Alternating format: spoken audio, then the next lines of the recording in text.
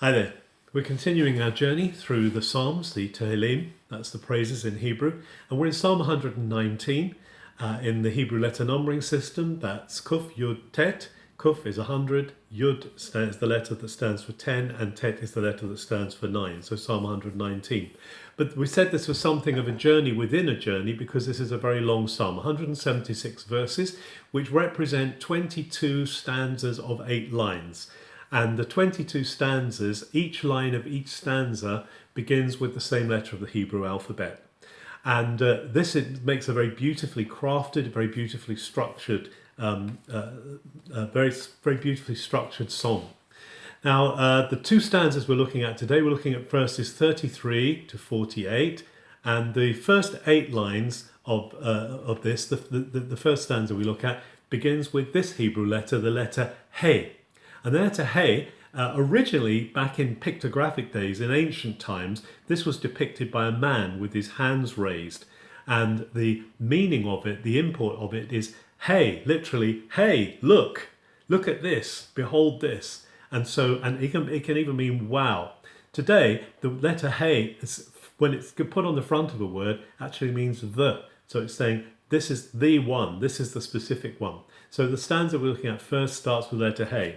And then the next stanza begins with the letter Vav in Hebrew. And the letter Vav usually stands for a V, although it can also stand for an O or a U if it has a vowel mark in it. But this means a hook. And this is how it's written. And originally in Old Hebrew and pictorial Hebrew, thousands of years ago, it would have been depicting a peg, a tent peg or a hook. And so this word, again, this letter, when it becomes a word and is put on the front of a word, it means and. And it's one of the most frequently occurring letters in the Hebrew language, in the Hebrew Bible, because everywhere you find it, it means and.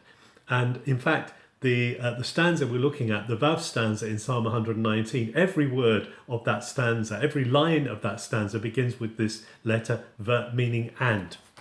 So we're looking at the first stanza here from verse 33, and he says, Horeni Adonai, teach me, Lord, be my teacher, instruct me, Lord, the derech hokecha, in the ways of your principles. This word hokecha, hok in Hebrew, means something established, something that's set down. And often it's been used as decrees or statutes, but that's a little bit legalistic. So we're using the word principles here, something that's defined, something that we can identify as God's ways. So teach me, Lord, the way of your principles, and I will keep on to the end. Ve'etzrena ekef, and I will keep going right to the end. Give me discernment, havieni. Give me the understanding to keep to your Torah. And I will maintain it b'kol lev, with my whole heart. I'll wholeheartedly stick to your ways. Set me on the pathway. Let my path be let my pathway be set in the ways of your directions. Mitzvotecha here. The word that often we would say is commandments, but actually I'm using here the word direction because commandment again is quite forensic, whereas it's God's direction, it's God saying this is the way to go, we're walking in it. He says, because that's what I delight in that. And then he says, turn my heart towards your story, edotecha. Now ed, we said before, ed is the word that means testimony, it means witness, but actually when a witness or a testimony is shared, it's a story, it's the account of what has happened. So I've used the word his story. Lord, turn my heart towards your story, keep me away from selfish gain. And then divert my eyes, turn my eyes, mirot shav, from looking at. Shav is kind of stuff, it's kind of the wrong stuff, I've called it rubbish. Lord, turn my eyes away from rubbish, from looking at rubbish. How much do we spend time looking at rubbish? But the singer says here, Lord, turn my eyes from looking at rubbish. Bring me back to life. Chayeni, bring me back to life by your ways, by your paths. And then let what you've said to your servant be fulfilled. And I'm in awe of you. I'm just lirot asher liratecha, because I want to be in awe of you. I want to have this ability to go, wow, God. and let the shame I feared pass me by. For your right-wising ways, ki mishpatecha, this is this justice word, this judgment word, but the word that means to set things right way up is so good. Mishpatecha tovim, they're tov, they're good. Look, I am yearning for your instructions. Hine ta'avti lepikudecha, I'm longing for your instructions, and teach me, let me live. Let me live in your integrity, your righteousness. That word perhaps would be. So that's the Hey stanza. Now we go on to the Vav stanza, and as I say, all these begin with the word and so and let your Yavoni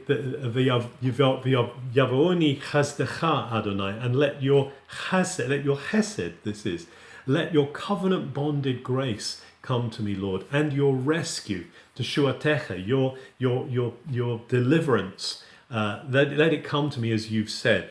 And then I will have an answer for everyone who reproaches me, because I've trusted in your word. I've put my trust b'divrecha, in your word, in what you've said. And never snatch the word. Don't take away the word of truth from my mouth. But al tatzel mipi devar emet. Don't take away the word of reliability, the trustworthy word from my mouth, because I rely on your mishpatecha. I rely on your putting things to rights. I will always guard your Torah formation. I won't stop doing that. And I will go about, verse 45 says, I will go about et halacha barachava. I will go about in a spacious place. Rachava. Rachov is the modern Hebrew word for a square or a place in a city. And it says, I will go about in a spacious place. I will walk in a place where there's room to move, because I've searched out your instructions. I can live within the boundaries of your instructions. Your instructions, pikodecha, give me room to move, which is an amazing thing. I pursued those things. And then I will tell your story before rulers. I will speak to princes about your story, and I will not be ashamed, because I'll be relying on you, reveling in your directions, which I love. Asher ahavti. I love your directions, Lord. I don't want to have anything to do with them. I love them, Lord. I love your directions. Mitzvotecha asher ahavti. And I will lift up my hands. Ve'esa kapai. I lift up my hands. El mitzvotecha. In thankfulness for those directions. And I'm meditating on your principles. You can feel this whole desire of the singer here to say, thank you, Lord, for putting these things in place that allow me to move. I've got a spacious place, but I know what the limitations are. I know what the boundaries are, because your instructions have given them to me.